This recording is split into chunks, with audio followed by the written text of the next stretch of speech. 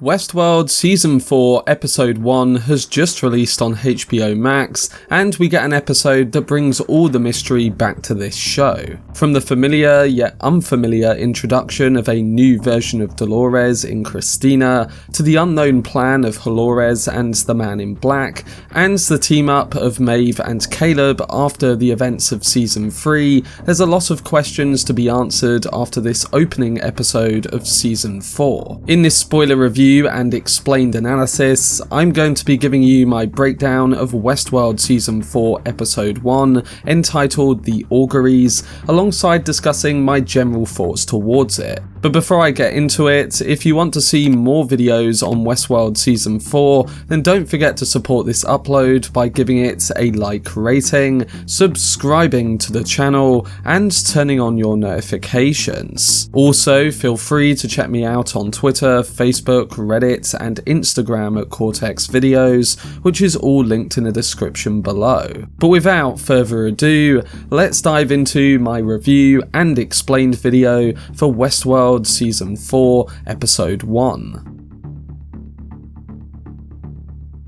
So 7 years have passed since the ending of Westworld Season 3, and with the show previously playing secret time jumps and flashbacks in the past, there's an openness and mystery to everything going on here that could be a sign that showrunners Jonathan Nolan and Lisa Joy are ready to do something like that all over again. The episode title, The Auguries, very much suggests that there's going to be a workings of the future in order with Season 4. And I'm speaking of the introduction we get to this new Dolores that happens to be in a similar situation to what she found herself in back in Season 1. But before we get to that, we do open on another quite mysterious situation, and it surrounds what I believe is the host version of the Man in Black we saw at the end of Season 3. The episode opens with a shot of a rocky desert landscape, and if we pair that up with the fact that a particular door will be opening there later in the season, according to a previous trailer, then maybe we might see some sort of flooding at the end, similar to what we saw at the end of Season 2. But that's just something to keep in mind surrounding the location and if the door eventually ends up closing here. But coming back to the events of the opening scene at this particular location, we get introduced to a man looking out at the barren city before he eventually goes to a business meeting with the host Man in Black from Season 3. Host William gives the businessman an offer in that he will either sell him his lands today or he'll take it for himself tomorrow. The businessman and his men, which according to William are a part of a cartel, choose the latter option, in turn rejecting his offer. But once the man returns to his rich home, later on he comes across a swarm of flies that soon attack him, and it results in him passing out. Maybe the theory going around that the flies from the trailer may be controlled by Dolores and host Man in Black could turn out to be true, and if we consider what happens next, it seems like that might be the case. That's because during the next day, the businessman is seemingly under host MIB's control, and he kills all of his co-workers, signs over the land to host William, and then finally kills himself. That's about all we see from host William in this episode, but it definitely seems like he's going to be carrying out something important in this location in the coming episodes, and when relating to that trailer footage of the door potentially being reopened there, it seems like it's all going to be leading here, and possibly it's to do with the future of the hosts. But let's now get to the rest of the episode, which involves two new narratives and a lot of mystery. Firstly, we are reintroduced to Evan Rachel Wood, who is now playing a character called Christina. It's key to note that her new name is one that references an early inspiration for the design of Dolores, which is the painting that is called Christina's World. There is also a theory going around that this could be the real-life inspiration for the Dolores we know from Westworld, and while that would align with the inspiration idea of this painting, the clues and introduction of her character in this particular episode points to there being something else going on. She's either in this place during the same time as everything else going on in the other narratives, or she's in some sort of simulation or real part of NYC that's keeping or training her there. Coming to this new character's journey, Christina works at a video game company called Olympiad Entertainment with a logo that reminds you of the Delos one and a base of work that also relates to Westworld 2. At this company, Christina creates games based on Westworld storylines. We learn that she mainly writes or programs NPCs, which some players might consider as cannon fodder. She also lives in a futuristic NYC with her current roommate Maya, played by the rising actress Ariana DeBose. And we learn that her roommate is supportive, quite comedically relaxed, and yet also concerned about Christina's love life a little bit too much. I'm guessing that this connection will be explored further as the episodes go on, but right now it seems that something is definitely up with her roommate, and like I said, she seems too concerned about Christina getting a date than a normal person would. And with Christina's life seeming too traditional in other aspects too, we soon realise that this isn't the only thing that seems to be off in her everyday life. She starts to get threatening phone calls, numerous people talk about the tower in a quietened manner, and the man who has been constantly ringing her and eventually accuses her of controlling people in the real world via the game she's building is actually named Peter, which could be a reference to her own father, Peter Abernathy from Westworld. He asks her to be set free, and of course Christina is quite confused and doesn't know what he's talking about. He says that all of these people do what you want them to, and in turn, it gets us asking various questions surrounding where, when, and who this new Christina character is. Of course, she has the body of Dolores, but she currently doesn't have the original Pearl because that original one was wiped at the end of season 3. But if she's living through a modern version of the Dolores narrative from Westworld, the big question is, what is the purpose of this? Is it Dolores punishing her in this new dystopian version of Westworld? Is it someone trying to bring Dolores back and help her rediscover who she was? Or is she a completely different person in a completely different time altogether? Well, I think one particular tease does confirm that this is definitely in a controlled world,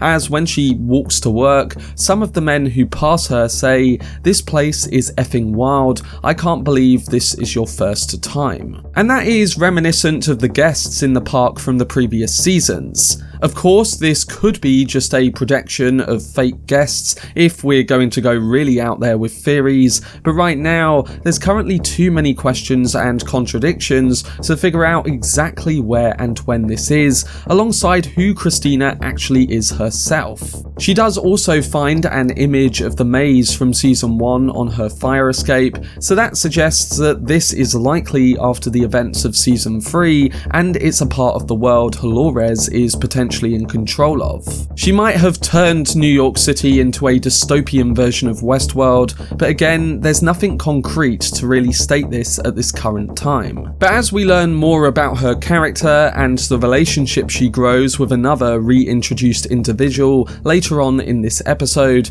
we should start to connect the dots more and more. And I'll come back to that individual after we discuss the other narrative that this episode focuses on.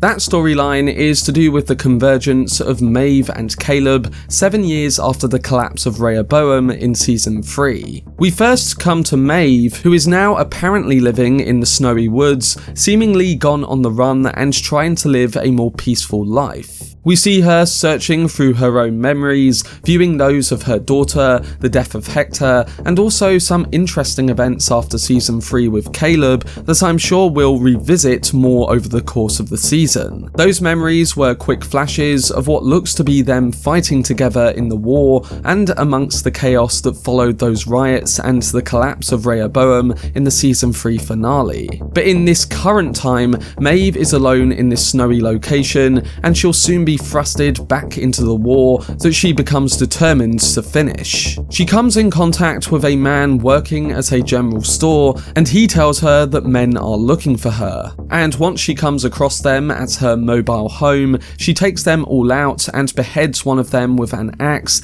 revealing that they were all hosts. The one she beheads is actually Colonel Brigham of the Confederados from season 2, and he was killed via the dynamite explosion that Dolores set off at the fort. Maeve searches through his host memories and finds out that host William had sent these men after her. The only person she can now turn to, and someone who we find out has also been targeted, is her newly found human friend Caleb. But before that happens, we learn more about what Caleb's been up to, and it turns out that he is once again working in construction in LA. He also now has a wife named Uwade and a daughter called Frankie, who I actually think could be a grown-up character from the season 4 trailer. In the scenes with him, Caleb's wife talks about the end of the war in season 3 and worries about his PTSD getting in the way of them and their family. And his daughter Frankie is trained by him to shoot targets using a toy gun in the case that the war begins once again, which Caleb frequently worries about. Coming back to that character I mentioned in the trailer, if you remember from the footage, we see a character played by Aurora Perrineau who looks an awful lot like a grown-up Frankie, and she is going to be starring alongside Bernard in whatever his future timeline appears to be. I think this is her fighting for survival in a future timeline, but again, it's something we'll just have to see and know more about when we do eventually get to that. Also, in one of the scenes between Caleb and his daughter, he reads a book to her, and that book is called My Father's Dragon, and it's one which is narrated from the future by a protagonist's child. So that fits completely with Caleb's daughter being that new character who grows up to fight in Bernard's timeline later on. But after we get to know his family and understand that Caleb, for one, still suffers PTSD and worries about an upcoming threat, that threat soon becomes real. This is because Maeve arrives and saves Caleb and his daughter from being shot by one of Dolores and host MIB's men right outside of his own home. She kills them, and it's the moment that confirms Caleb's suspicions about a war coming back to haunt them. Caleb decides to leave with Maeve to finish what they initially started, and it's the kind of clarity that this season needs, because the other narratives surrounding Christina and that of Dolores' plan seem to be really secretive as far. But whatever mission Maeve and Caleb do go on, the next episode is going to be an eventful one, with the trailer for episode 2 showing them entering MafiaWorld. I will be breaking it down in a separate video in the coming days, and hopefully we will be getting a lot more info on what they will actually be doing on this new mission. But this now brings us to the ending of episode 4, and we get some brief reveals surrounding Christina and all the mystery linked to her character's world. In the ending scene, as composer Ramin's new version of Lana Del Rey's video games begins to play, Christina begins a new pitch about a girl searching to fill the emptiness in her life. She gets discouraged and tells herself that nobody cares about that kind of story. And Peter, the man who confronted her in the streets the following night, commits suicide right outside her apartment, following the night before where a mysterious figure beats him to a pulp after he threatens her. After Peter jumps off the roof of the apartment, it left us wondering what made him do that and who was giving him the beating. Well, as the music plays and Dolores recites her lines, looking up at her apartment the next night is none other than James Marsden's Teddy, confirming at the least who that mystery figure was. It's a beautiful and poetic scene that reflects the moonlight imagery we got at the end of season 1 between Dolores and Teddy on the beach, telling us that we're also going to see the return of some familiar faces in this currently unknown narrative. Of course, we last saw Teddy in the Sublime, having been uploaded by Dolores to it in the Westworld season 2 finale, so it makes his return just like this new Dolores all the more intriguing. This Teddy may look like the original, but there's no guarantee that his Pearl is the one that operates his host body. But since he was the mystery man who apparently saved retrieved Dolores from Peter, it would make sense that this is him in some sort of capacity. It's also interesting to point out that he still has that brutal side to his code that we saw in season 2 when he throws a beatdown on Peter, so that may be hinting at this being the same version of him before he was put into the Sublime. But whether this version of Teddy is still in the Sublime or this Christina is a copy of Dolores or not, is still a mystery after this opening episode. Of course, with the signs of Christina reciting key aspects of Dolores from the park and imagery that reminds us of that character, it's difficult not to look at this new character and feel like Dolores is not in there. And if I had to put a current guess on what this all means, I would say that Christina and this version of Teddy must be some sort of recreation of those Westworld figures, which are based off their original deceased selves. The question that needs to be answered is who is in control of whatever this world is, and when is it? The reason I question that is because a description of the Christina's World painting is described as a portrayal of a state of mind rather than a place. And that does make me think that this is somewhere separated from the New York City we are going to see Dolores in. We'll have to see, but I really love all the mystery and questions that this has brought up surrounding what we are going to see unfold over the course of this season. But overall, what did I think of Westworld Season 4, Episode 1? Well, I thought this was a solid reintroduction to this story, using familiar but also new aspects too. Of course, there's still a lot to pick back up on, like with the characters we know that are going to be featured in the next episode. We've got all the questions surrounding Bernard, who potentially wakes up from the Sublime in a future timeline, and we need to see Dolores and host William to really get a sense of their bigger plan and what grasp they have over this futurescape. But I think this first episode does well at building the mystery of this new narrative, and it really takes us back to the sort of journey we had in season 1. It definitely has the potential to grow and really give us a meaningful and hopefully new evolution of these characters going forward, yet also be one that keeps the core essence of Westworld intact. I like that they are actually focusing on the humanity and the current struggles of these characters,